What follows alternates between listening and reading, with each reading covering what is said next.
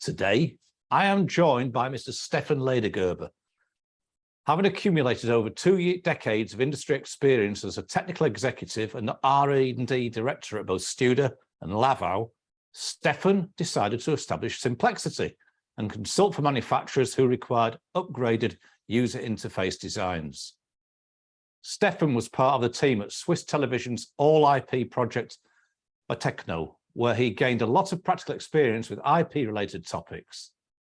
The out-of-the-box thinker triggered the STAGENET project in 2020, followed a meeting with STAGETEC MD Wolfgang Salzbrenner. Guten Tag, Stefan. Hi, Richard. Thanks for having me. No, thanks for tuning in from Switzerland. In addition to Simplexity, STAGENET combines products and technologies from Arista Networks, Matrox, Emerging Technologies, and STAGETEC. So joining Stefan today, Albert Faust is a media technology expert who is currently working as a technology lead at Arista Networks. Launched in 2008, Arista Networks pioneers and delivers software-driven cloud networking solutions for large data center storage, campus, and computing environments. Albert has over 30 years of experience in broadcast technology.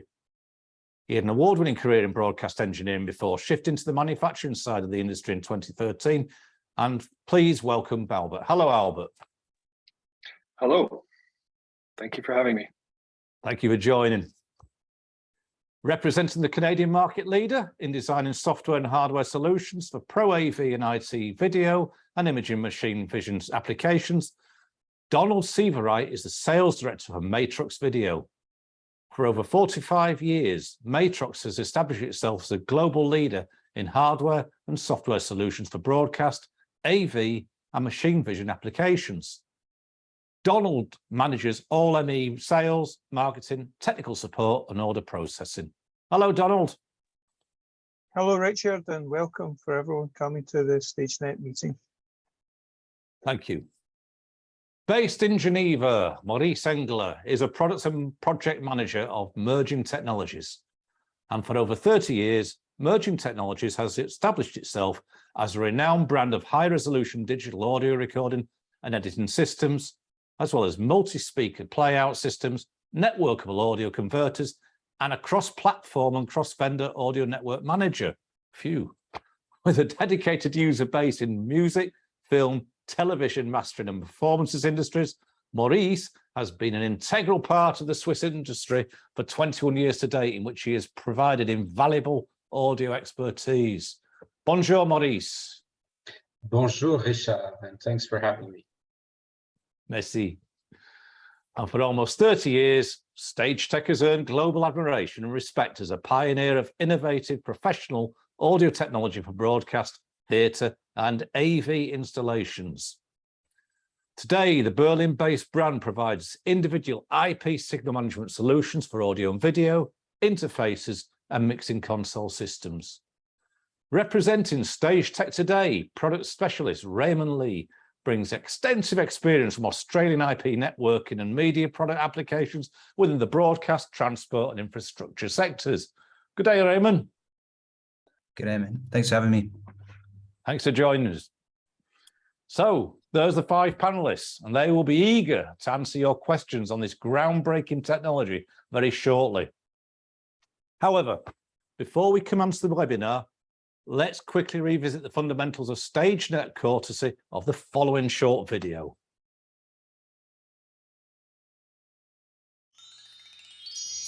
Today, we're going to tell you the story of a new revolutionary solution for IP signal management. It's called STAGENET, and its story is about people like you. The way media is produced is changing rapidly. Today, there's really no way around IP signal management for audio and video. The fact is, audio and video over IP is the future for every kind of event and media production. So what's the challenge exactly? We need a reliable technical solution that we can trust 100%. a system that works easily during setup and operation, and that's flexible enough even for last-minute changes. A solution that is future-proof and based on open standards, which puts you, the user, in the center so that you can use your time for an even better production. We've listened carefully and have met many people who share our conviction. Audio and video over IP must finally become intuitive and reliable, yet be completely flexible. Based on this conviction, 5 industry leaders teamed up together to develop STAGENET. Our system is super easy to use via an intuitive web interface.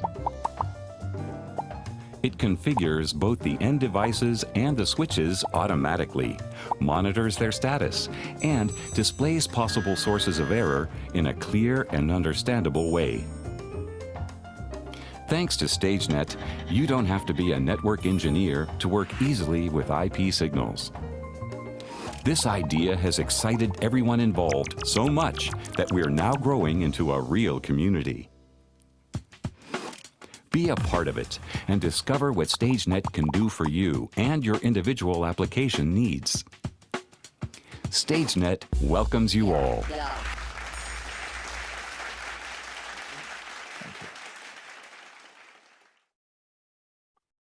So there you have it. We're going to commence with several pre-prepared questions.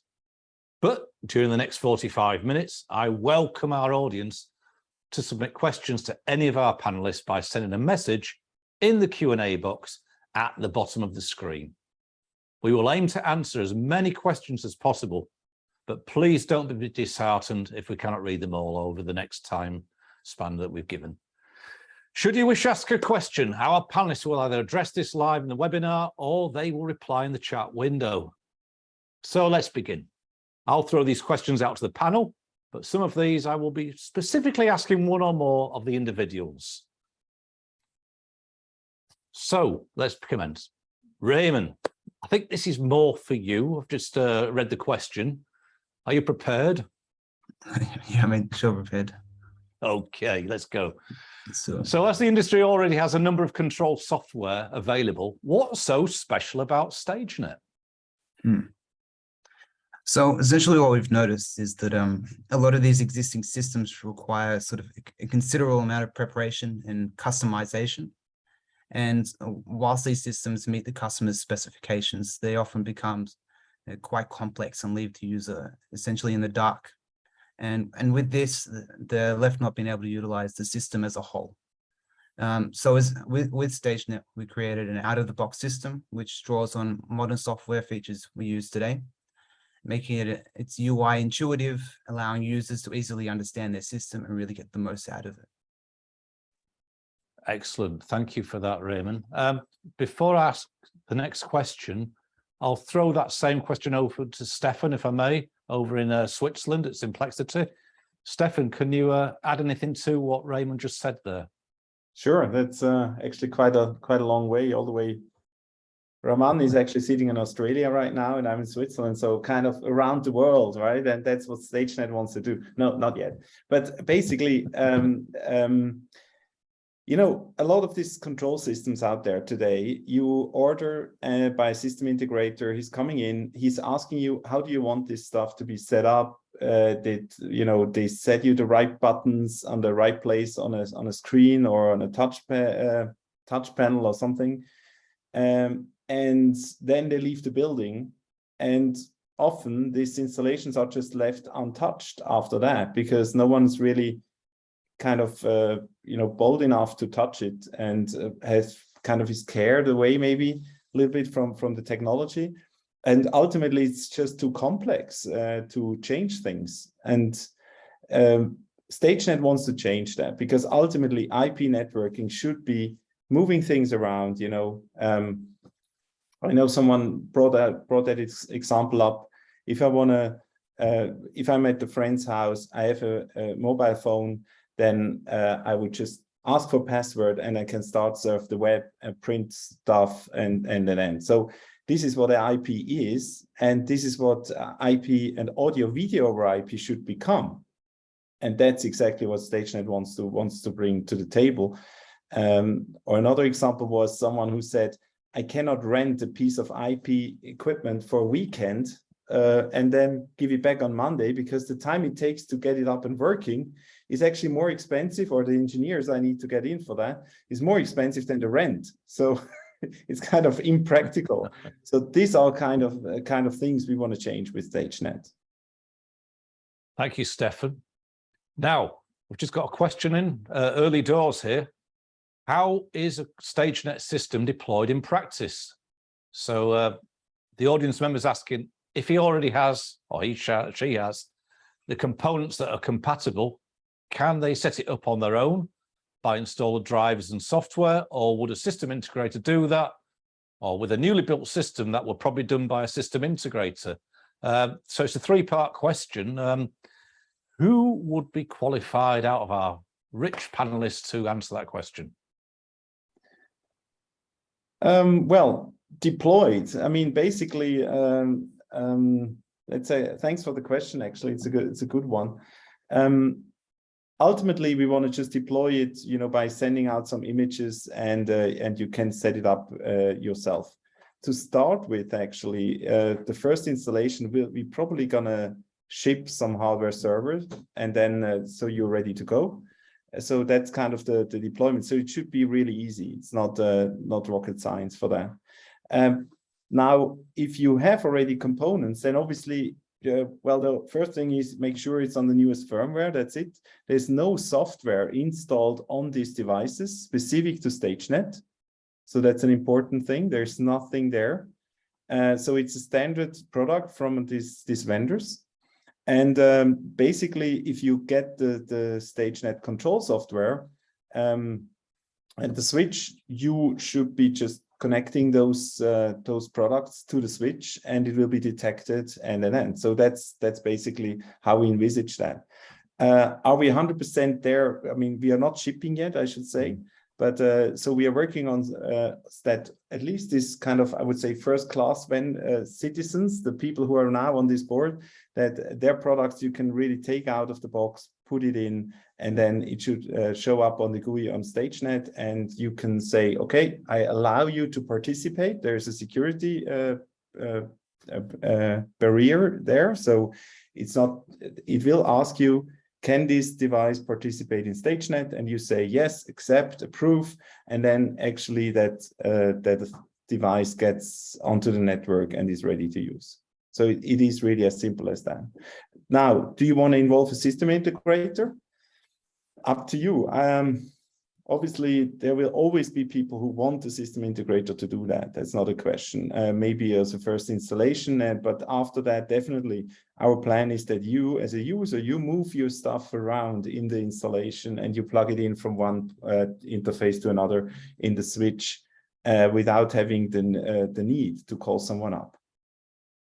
I remember at the ISC demonstration, you were quarantining devices. I think, as you say, that's down to the end user, whether they want to throw something into... I shouldn't be saying quarantine. I think we've all had enough of that last 2 years, but it's a good description of, well, should I or shouldn't I put that in there? So it's a good analogy.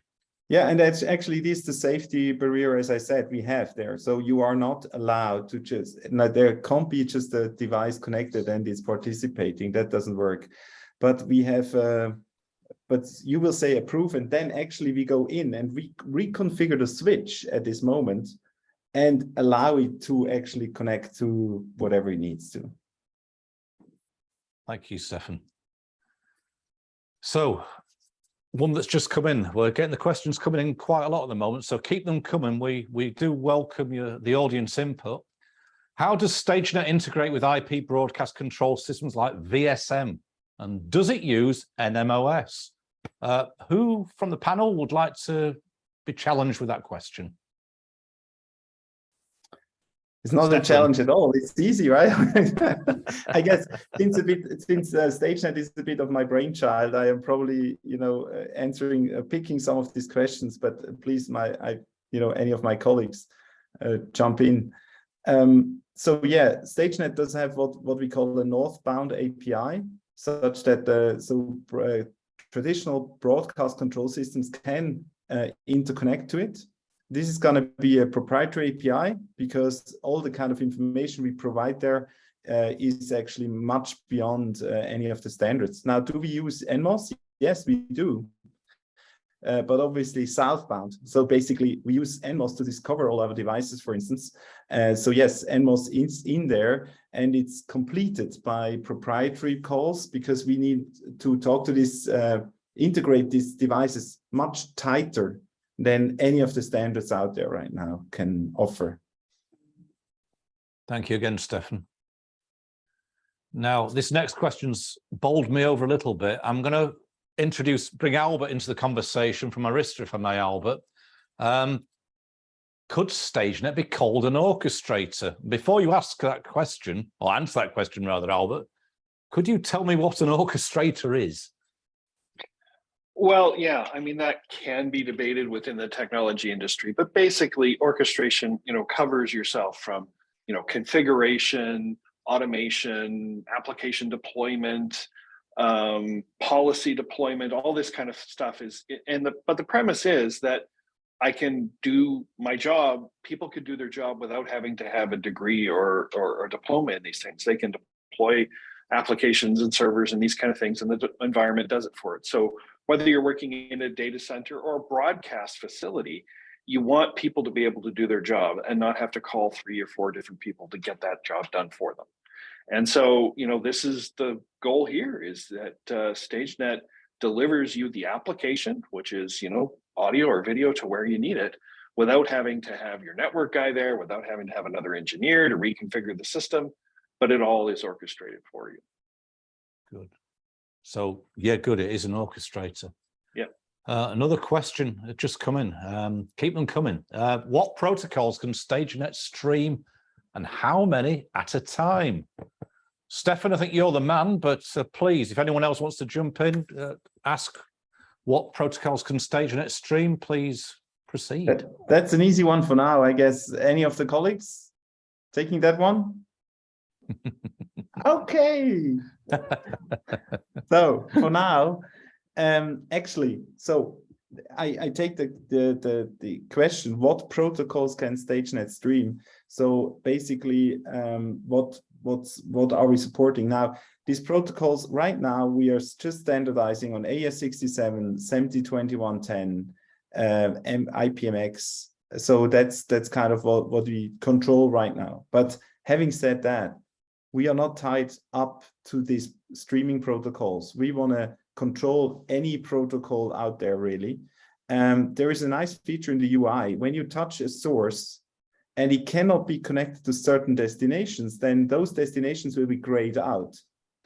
So as such, we could also imagine in the future controlling Dante or controlling NDI or whatever.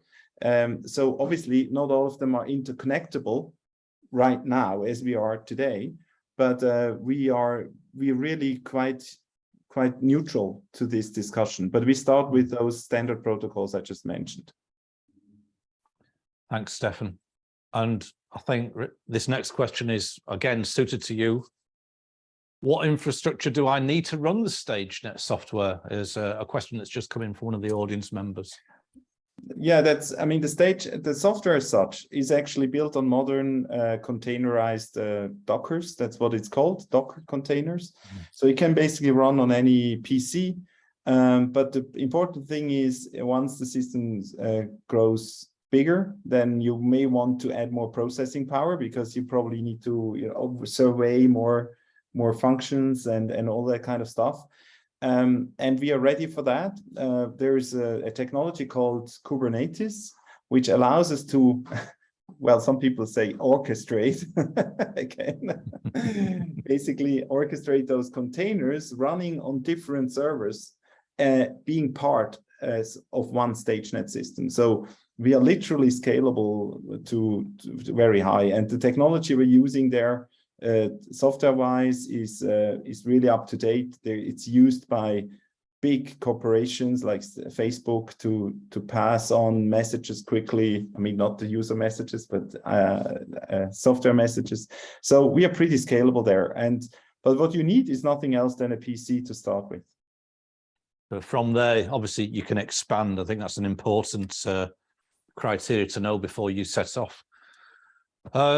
Obviously, there's an infinity involved in most things these days. What's the maximum size of a STAGENET installation?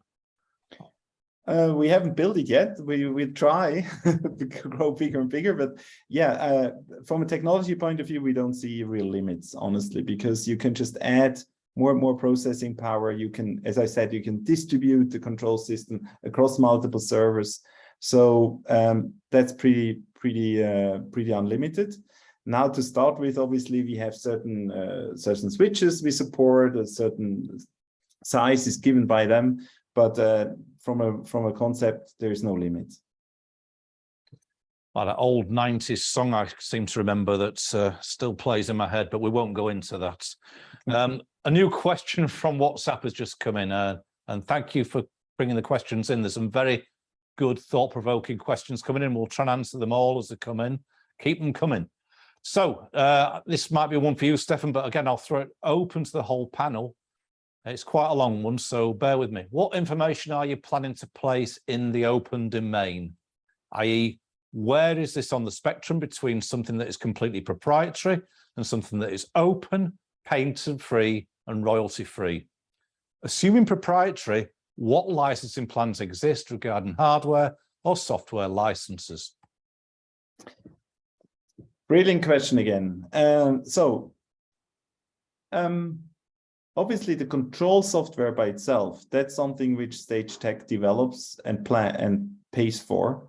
And that's a product which is going to be sold on a license fee.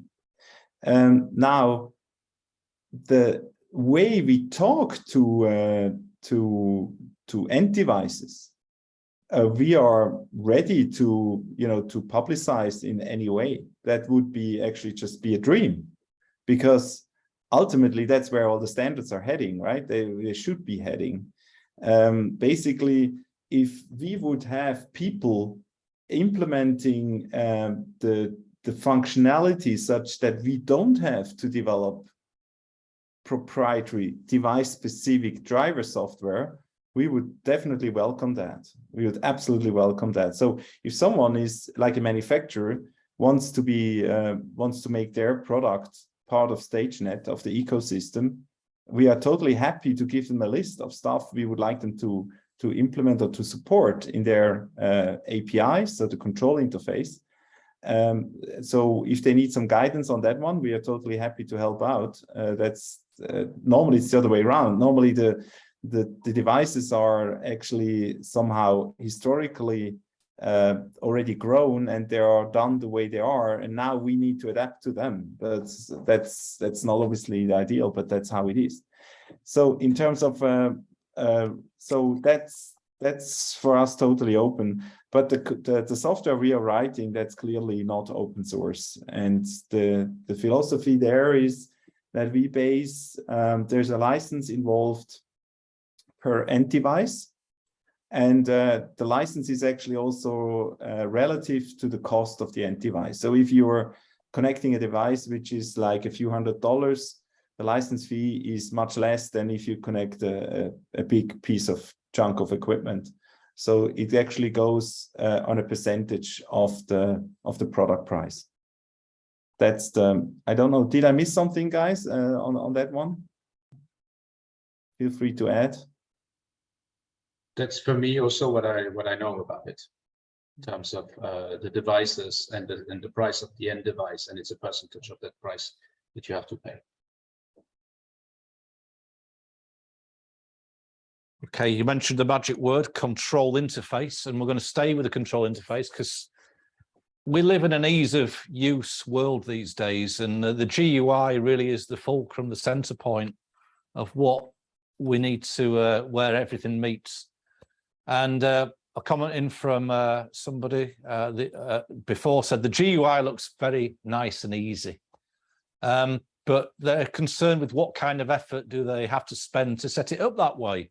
I'm going back to Australia here. It's probably past your bedtime, Rehman, so thanks for staying up so late. But what kind of effort do they have to spend to set it up to make it look so nice and easy? Can you answer that one at all? Pretty much in short, there's actually no effort on the user side at all. So we created STAGENET to be fully automated, and it's set up really with the exception of creating meaningful labels and organizing IOs. There's really not much else to do. So by creating these IOs and assigning labels, you sort of hone in on your use case and you sort of take away from the complexity. You're then able to sort of just hone in and focus on your workflow. That's good. I think as an end user myself, I'd be relieved to know that. A live Q&A has just come in. I'm going to ask that to the whole panel. Bear with me if you want to with this one, Rehman, but what is required on the manufacturer side to support STAGENET? Stefan, what do you feel?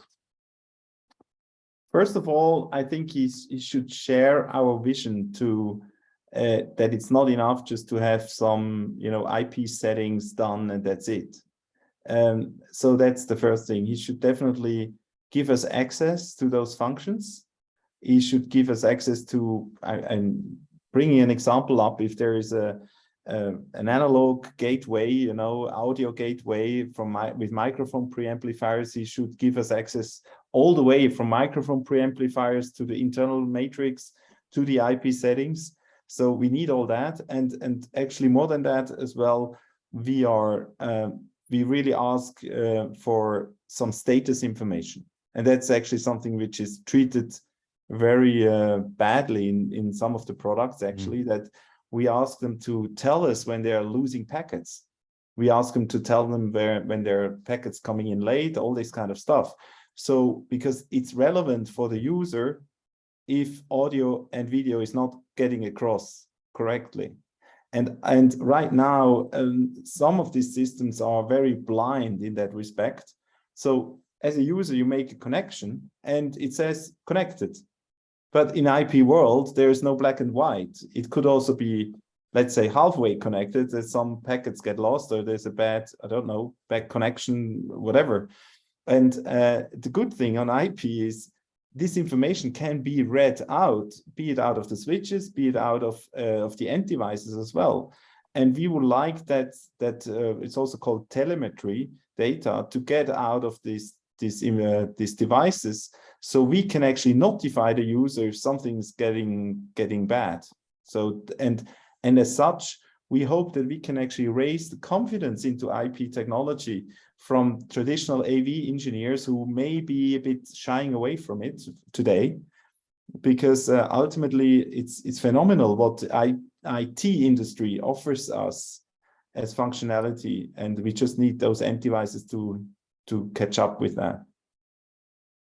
Yeah, I would just add something on the monitoring side of it, because what is great with STAGENET is that you can, it is for it is aimed at the beginning for non-technical people on that aspect. So monitoring what's happening on the network is crucial.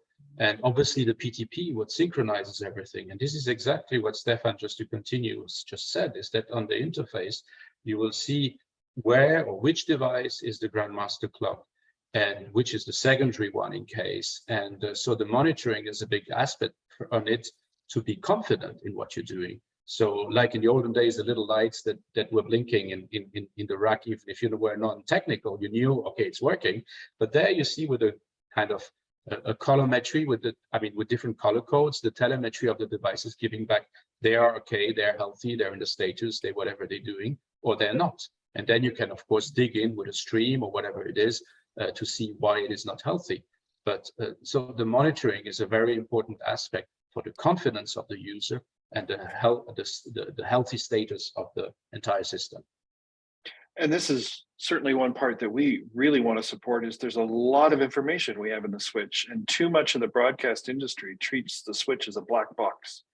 And, if there's a problem, it's like, well, go talk to the network guy. And yet all this information is available to stream, out to people to be able to say, hey, this is exactly what's going on. You've got a light level on a fiber. You've got all this kind of information that we can not dumb down, but can be presented in a StageNet layer to give people the real reason for what's going on.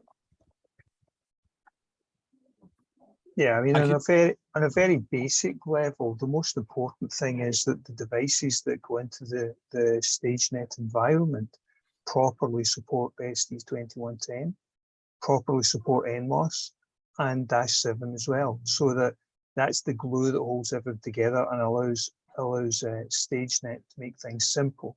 Because if you have to work with the more basic and primitive functionalities of 2110, networking, etc., it gets very complicated.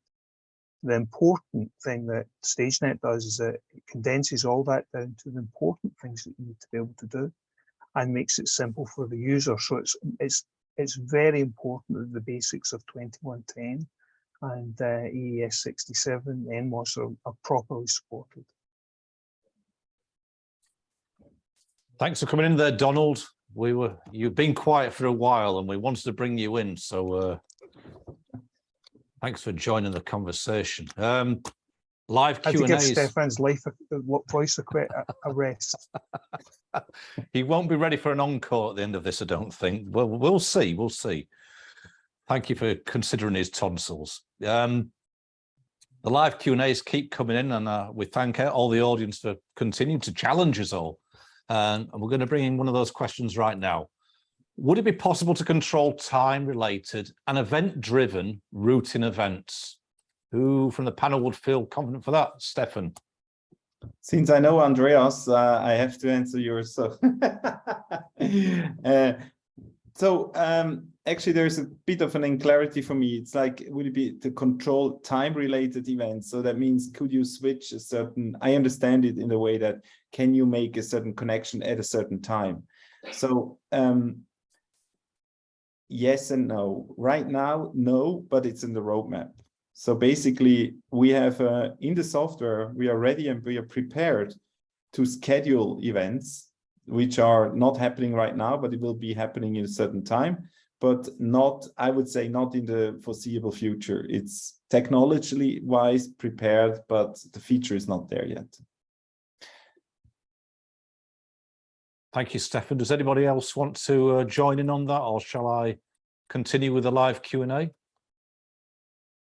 Silence. Okay, continuing. Is StageNet mainly a signal management system, or will there be tools for connecting control data on a device to a device level?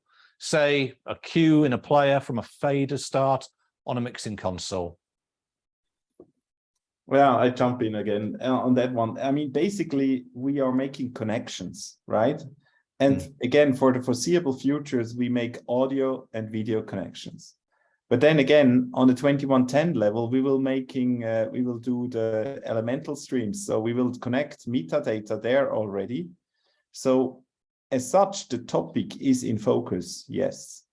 I could see us connecting GPIOs between two devices, or tunneling a MIDI from one port to another port, or an RS-232, that kind of stuff. That's certainly on the roadmap. Absolutely. It will do that. Let's put it like that. Thanks, Stefan. Donald was very concerned about your larynx a few minutes ago. So I'm going to put it back to Donald right now, and to save your tonsils a little bit more. One question that's come in. I'm an IP expert. If StageNet is hiding all the technical details from the user, how do I get access to those details anyway? Donald, do you feel qualified to answer that question? Of course. Thank you. The reality is that what StageNet want to do is make things really simple for people. So of course that means it defaults to the simplest topology that will do what you require. But of course there's requirements for more specific deployments and specific requirements that require an IT expert to go in and change what StageNet will do by default. So all of those features are available to be utilized if you want to use them. But really the focus of StageNet is to allow you to do it in a very simple and intuitive way. So it's all available. You can do it anytime you want, but it's not something that is primarily designed for. It's intended to make it easy for the non-IT expert, but it gives you something to build on as an IT expert to reduce the pain of the initial setup. And actually, there's just a question coming in which asks almost the same thing from Adam. So he actually also asked, sometimes it's useful to have diagnostics which are going deeper. And that's exactly as Donald just said, yes, Adam, it is possible to dig deep, pretty deep actually. There's something we call a message center. And normally it's just actually showing you like warnings and errors, alarms, but you can actually also go to different severity levels and show quite kind of, a lot of information, what went on when on your system. So yes, if you want to dig in deep, you will be able to dig deep. Thanks, Stefan. Now, Maurice mentioned monitoring. Is STAGENET capable to take care or define emergency redundancies respectively, or should that be taken care of elsewhere?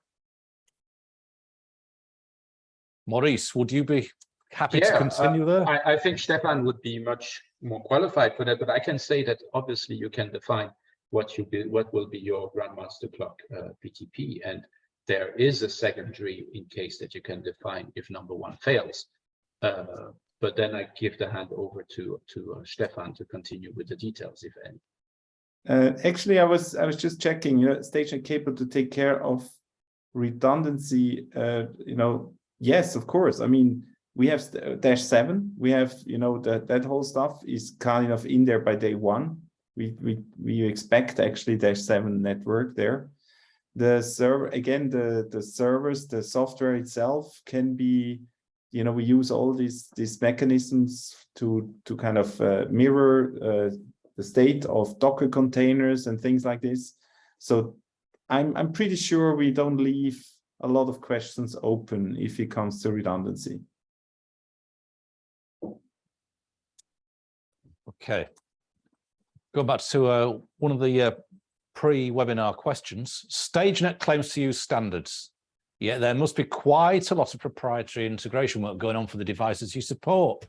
Stefan, can you elaborate on that one, please? Yeah, I'm actually going to hand over. That's a favorite topic of Albert and myself. I just going to introduce the little thing, but yeah, no, that's perfect. The proprietary stuff. I mean, yes, we love standards. We love them. We embrace them wherever we can because it makes our life easier. And now, the user experience is even more close to our heart. And we cannot tell the user, sorry, we can't control this microphone preamp because, I'm just bringing that sample up again, we can't control that because there's no standard for it. Because the user doesn't care about standards, he just wants it to get done. The alternative is he gets an engineered system, like someone comes in and programs stuff for him, and then he can control everything he wants, but then it's very fixed and he won't change it easily. So yes, we have to extend the standards by the proprietary calls of these products. Unfortunately, if we could wish, we would lead and we would also be used as an example for the standards, what's actually needed to be a useful standard. And we are actually in contact with those committees and we are sitting in some of them. And we hope we can actually also push the standards in this direction so they are becoming really, more elaborated in some of the aspects. But Albert, yeah, well, I mean, the industry has focused on, the content, the essence. Let's, make sure everybody's boxes talk to each other, their audio talks, their video talks, the metadata can exchange. And I mean, that's the effort of the standardization committees. There have been, the efforts in the NMOS space to make some of that plug and play part work. But even there, that doesn't get you to making the stuff actually work when you're sitting down at the screen trying to get something to go. So this is where, you have to extend beyond, if you try to innovate with standards, you're waiting for everybody to be on the same page, and that just can't happen here. You know, you have to use the standards that are there and create tools that people can actually use. Thank you, Albert. It looks like a sports environment in the background there as you were speaking. I like it. Moving on from that, StageNet, the system configures and monitors itself automatically. How is that different from AVB, sorry, the time-sensitive network, which already does this? Do we really need another standard?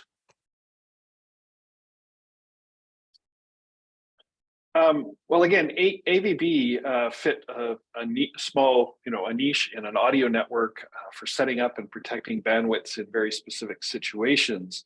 It is not globally used, for AES67 is certainly an audio standard that we use more than AVB. So, it's kind of an apples and orange situation in terms of where it fits, but, the content runs on, IP is our base standard for moving stuff through networks, and whatever essence, and AES67 of course is the first one that is being dealt with here, flows and manages through. So the bandwidth protection that you need there is met with the network infrastructure and the configuration that's provided by StageNet. That's great. Thank you, Albert. Just to remind the audience, please keep the questions coming in. We welcome being challenged in the way we have been so far. There's some very interesting questions come up, and we've still got time to answer more.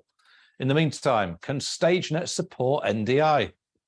If yes, how can it interconnect with SMPTE 2110 IPMX? And any plans to support Dante? And how would it interact with AES67 SMPTE 2110? Quite a lot of networking questions there in one go. Who feels adequately qualified to ask that, Stefan? 3, 2, 1. Okay. Yeah, okay. So do we support NDI right now? No, we don't. Do we want to support NDI? Yes, we do. Do we want to support Dante? Yes, we do. I mentioned earlier that right now we are just kind of dimming incompatible sources and destinations, and over time we would like those dimmings, that dimming to happen less frequently.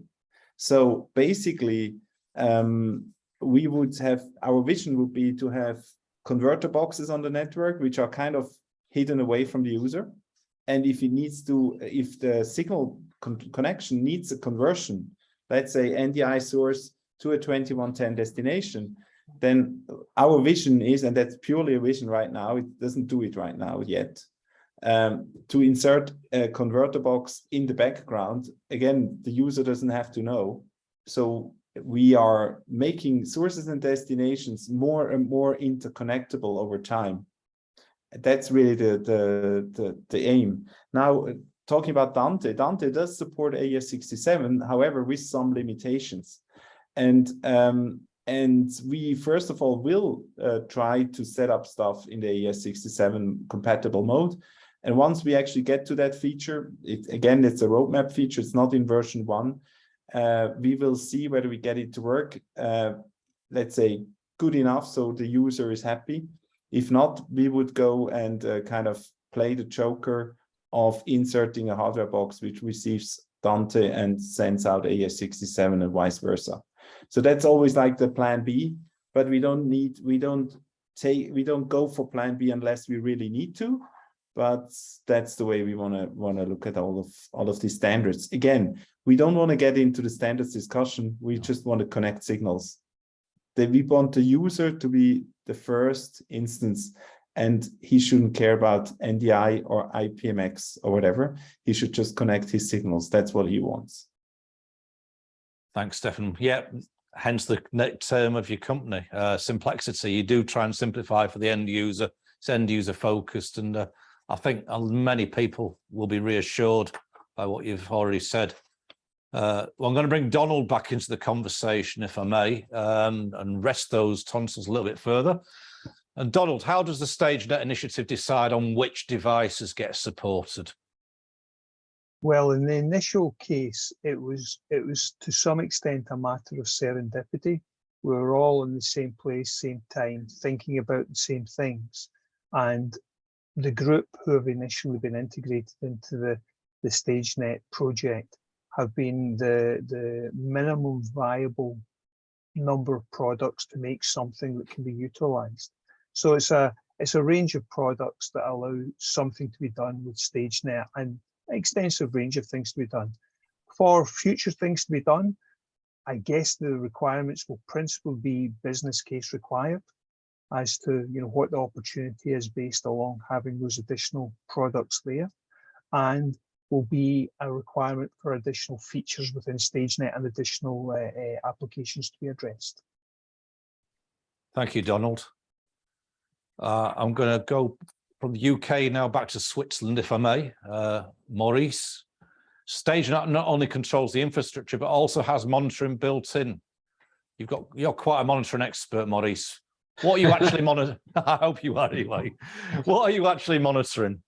Well, I approached a little bit this topic just before, but I'm just gonna give a bit more details. I mean, again, if I'm in a concert hall and so on purpose, not a broadcast house where there are engineers, there are technical people, there's maintenance people, but in concert halls, most of the time, unfortunately, those people or in those institutions, they don't have anymore that many IP experts or network experts and maintenance people.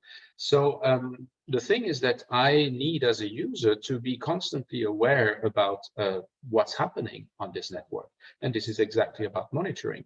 It could be just that the signal is healthy, as I said before about the PTP, that the PTP, the clocking works.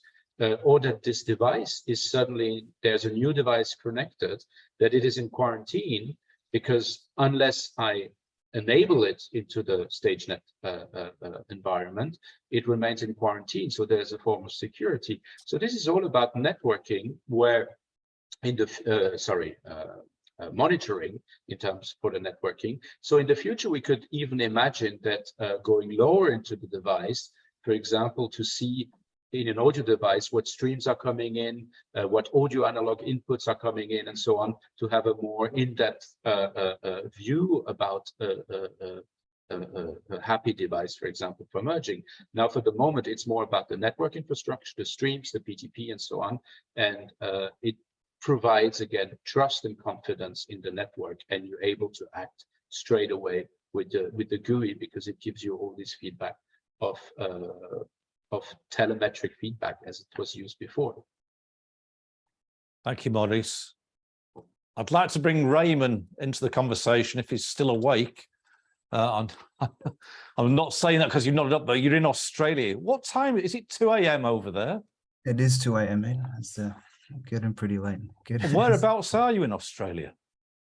Mate, I'm just in Sydney. So this is where I grew up. So I actually live in Berlin, but I've moved all the way. Sorry, I live in Berlin, but I've come home to visit the family at the moment. Ah, you've missed that wintertime chills. That is correct. So let me get back to the question, though. Sorry, I've deviated off the plan here. I've got a question just coming from an audience member who's asking, they sound quite eager about STAGENET. I think we've done a good job. How do we get started with a STAGENET solution? Do they just visit the website for info, or how does it typically work from there? Yeah, so it was decided that essentially STAGETEC will be there's quite a few companies together, and so we'll do all sales support through STAGETEC. So it's as easy as going onto our website, getting in touch with us, and we've got a phone number, email address. We can set up a call and follow up from there. Excellent, thank you for that. You're nearly near bedtime. Sydney's sleep time's coming, but bear with me. We're going to go back to Switzerland in the meantime, though. Oh, Maurice, not to Stefan, you'll be pleased to know, Stefan. Who is the target user of STAGENET, Maurice?